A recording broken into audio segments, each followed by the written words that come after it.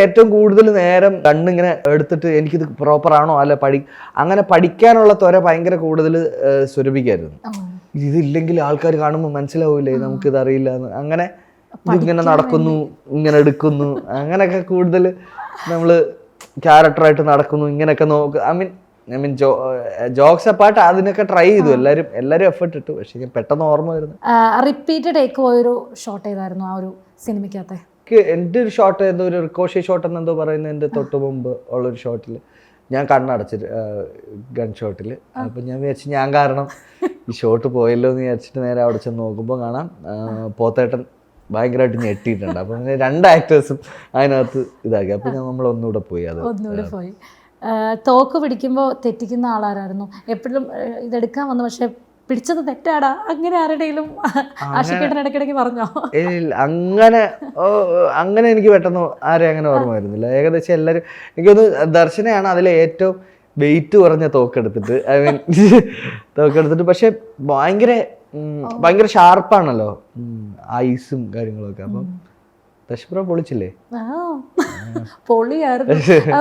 ആ ഒരു ഇപ്പൊ വെയിറ്റിന്റെ കാര്യം പറഞ്ഞില്ല, എത്ര ഉണ്ടായിരുന്നു ഏകദേശം ഒരു റൈഫിളിന്റെ വെയിറ്റ്? ഒരു 6 kgs 5 kgs ഒക്കെ വരുമായിരുന്നു. അതുകൊണ്ട് തന്നെ നമുക്ക് ഈസി ആയിട്ട് ഇങ്ങനെ എടുത്ത് ഇതാക്കാനോ അല്ലെങ്കിൽ നമ്മൾ ഗണ്ണ് എടുക്കുമ്പോൾ അതുകൊണ്ടാണ് എനിക്ക് തോന്നുന്നു കാഴ്ചയിൽ അങ്ങനെ തോന്നുന്നത്.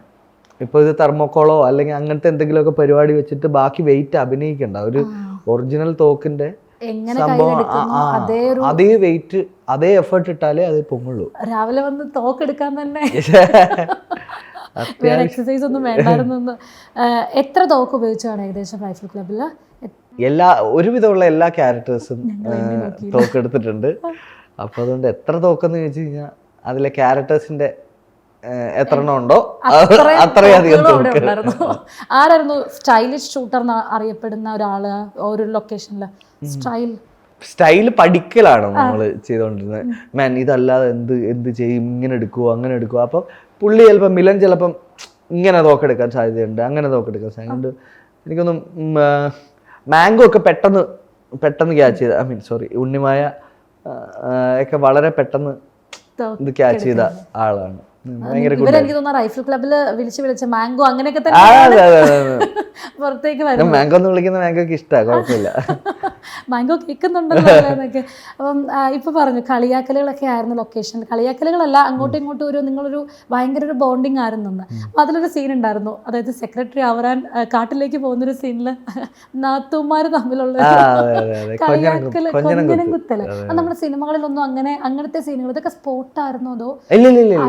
ഇതില് അതിനു മുമ്പ് ശ്യാമേട്ടൻ പറയുമ്പോഴേ ഇവര് തമ്മില് കൊഞ്ഞനം കുത്തും എന്നുള്ള കാര്യം മീൻസ് റൈറ്റിങ്ങിലെ പുള്ളിയിൽ ഉണ്ട്.